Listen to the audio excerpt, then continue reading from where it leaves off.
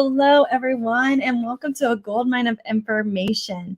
Just a reminder, if you haven't joined us yet, this is a quick 15-minute session where you get a nice choice board. So let's go ahead and view that choice board right here, and you will fill out this Google form to review and vote on your favorite choices from this session. So that choice board is in the chat. Go ahead and start voting using that Google form. And what you'll do is you'll look at all these different options and then you will vote for which option you would want to learn about first. And then you hit submit. And then once you hit submit, we will look over the form responses and we will go into more detail about those different things that kind of won your vote. So right now we've got waterfall, math write about it, talk it out, research slide, videos, virtual math, photo quotes, trainer, Canva, icons by Google, Google Trainer, and Jamboard story cubes. So there are your 12 different choices. I'm going to go ahead and pull up the Google form to see what option is winning, and then we can begin. So again, here's the Google form. You're just going to vote and hit submit. It looks like we have option 7 as our winner. So right now we've got photo quotes. I'm going to go ahead and click this open, and I'm going to throw this link right into the chat. So if you also want to view this resource, you are more than welcome to review this resource. All right, so photo quotes is an activity that I kind of found on Twitter. It went along with one of the Edu protocols where it's the game of quotes. And what your students do is they will look into a screenshot of a movie or a TV show, and they're going to match up the quote. And then in the speaker notes, they're going to fill out kind of how the quote fits in with the photo that they shared. So right here is the quote of the day. And so it's from Fahrenheit. The teacher puts who said it, what book, and then the page number that it's in. So it says right here, I don't talk things, sir. I talk the meaning of things. I sit here and know I'm alive. So there is the quote. And what students will do is they're going to use right here in the speaker notes to explain their thinking. And then what they do is they find a photo for the quote. And then you can see right here that in the matrix, then they explained why they picked this photo and how it relates to this quote. So again, students can get really creative with this activity. They can find their different images and add them to their slide. And then they can explain in the speaker notes why they picked the reason that they picked for their photo quote. So again, just a really fun activity for you and your students to do. And then everyone is in the same slide deck. So once you're ready, you'll just hit the present, and then you'll just go through and have every single student talk about why they picked what they did for their photo quote. And I think eventually, as you get this rolling, you could have even students pick out their quotes. And maybe every single student picks a different quote from that chapter, and then other students go in and add an image. So very quick, easy to plan lesson. All you have to do is find a quote from a book that you're reading. You could also maybe find a quote from like a science video or something, and the students have to maybe act out like the water cycle or something like that.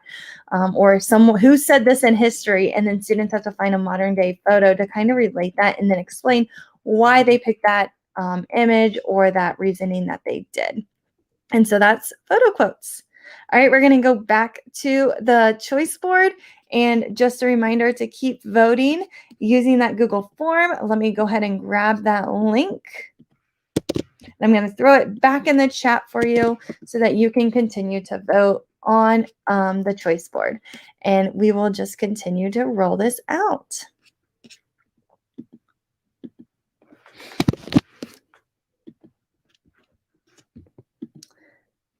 All right, let's go ahead and look.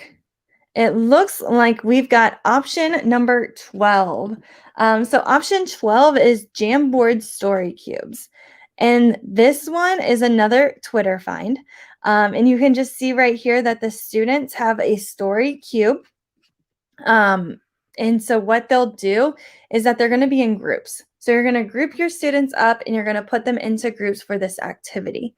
Once your students are in group, they're going to select the 3 different types of stories that your students can tell and decide on the style. So they're going to pick some type of style that they're going to use for their story cubes. Once they have their story cubes, they're going to work together and they're going to create this story. And then once the students have their story, they're going to write, and they can use those Post-it notes in the Jamboard to create their story. And I'm going to share this link into the chat, but it will also go on the Wakelet once the Wakelet is finished, or once the session is done. And you can just see right here. So students, again, they can do a collaborative story where everyone adds to the story and they build from the person's story.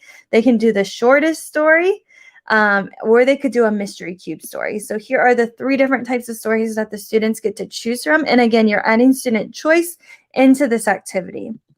Once the students have choice, here are their dice, and then they're going to create their story.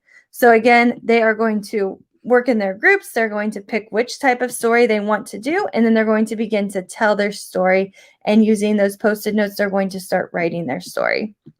And so here's group 1, here's group 2, and they all have different dice on their Jamboard, and then they're able to write those different stories, and then they can kind of compare within their story with that other group. And here is where they would add that sticky note. So quick way for students to add to their writing and kind of improve some of that writing. So maybe you change the type of stories that students have to write if you're trying to work on some type of story. But also these 3 different kinds of stories could be really fun for the students. I also like this last one where listeners must guess the mystery cube that you left out. So students tell a story that has all the elements, but they're only using 8 out of the 9 cubes. And then the students really have to listen, the other group, and then they would have to go, oh my gosh, you did not use the light bulb because of this reason. So that could be a really fun one. Maybe they try to tell the shortest story possible, but they have to use all of the 9 cubes, but they're trying to make it the shortest story as possible. And then the other one, maybe they're working together in the room, and they have each person built off of the person in front of them's previous story. And then they have to use 1 cube per turn. So again, just some fun ways to get those creative writing juices out there for your students to kind of think about what do they need to do and how do they need to organize their writing on this Jamboard.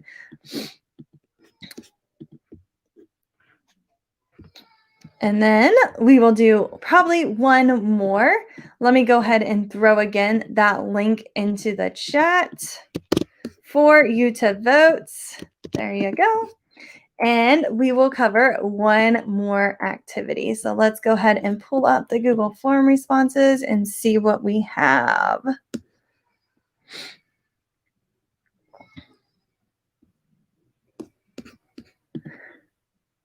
Right now, it looks like we have a tie between Talk It Out and Icons by Google. So let's see if we can get one more vote to unbreak that tie, and hopefully we can.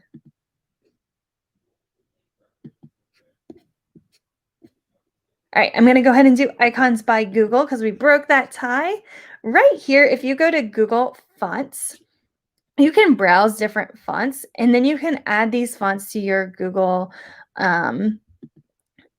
You can add this to your Google fonts. So if you're using Google Docs or anything like that, you can add all of these fun fonts in there. And I love that you can type something and then it shows up what it's going to look like. And so this can be really great if you're just like, okay, what one looks the best for this type of font that I'm trying to do?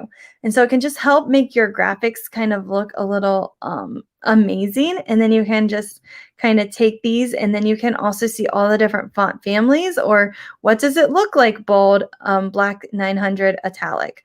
What does it look like with this one? And so then you can see all these different fonts, and you can change the size of it and all that kind of stuff. But what Google did is they added icons. Also right here, like you can see different pairings of what might this look good with together. Back to icons, let me see. All right, so icons. And so right here, You can also see that Google has added icons, which can be really fun if you're creating infographics or like Number Mania or anything like that. All of these different graphics are in here for you to use. And you can kind of see what would this look like on the web? What would it look like on an Android, iOS?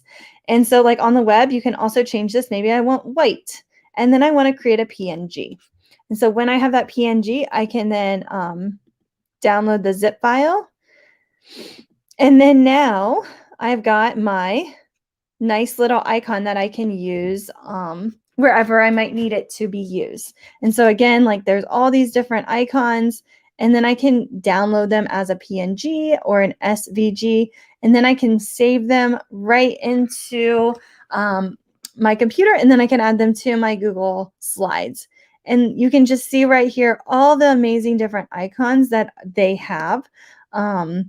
And it kind of helps you like add to Drive. Maybe you need to provide those directions to students and you want a visual. You can go in here and you can search icons. You can search by categories. So maybe I want action, and then I can go in and look at what are the icons that are available for me to use with my students. Your students can use this website, and then they are able to figure out, okay, what kind of icons might I need to help myself with this different project. So I'm going to link that into the chat, so that way you can view all these amazing different icons.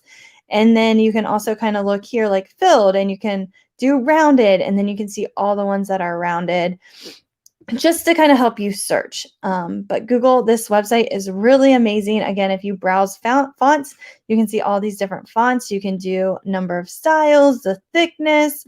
You can search different languages, categories. And then like once you find one, I can go into pairings, which we were kind of at before, and I can see which kind of fonts look really good with this. So that way, when I am creating graphics, it's easy to read, it's easy to understand, and students are kind of able to follow along with the different font pairings, and it can just help your graphics. So fonts and icons are on this amazing website. And again, you just click, and then you can decide black or white, and then you can save them as a PNG or an SVG. You can also change any of this, like if you want to make it bigger or smaller, you're able to do that. You can also share right here if you want to share it with somebody. But again, just a great way to add some icons onto your work. All right, guys, thank you so much for joining. And just a reminder, I'm going to add all of these amazing resources onto our session 7 session. So if you want to review any of these resources, I'm going to go ahead and add them onto there, and you're able to click this Jamboard and you can see all of the resources from this session, and you can also review the video if you wanted to. All right, make sure you join us next week for more a goldmine of information, where you can vote on what you want to hear about. And I look forward to connecting with you. Make sure you check out goldedu.org for more information. And thanks again.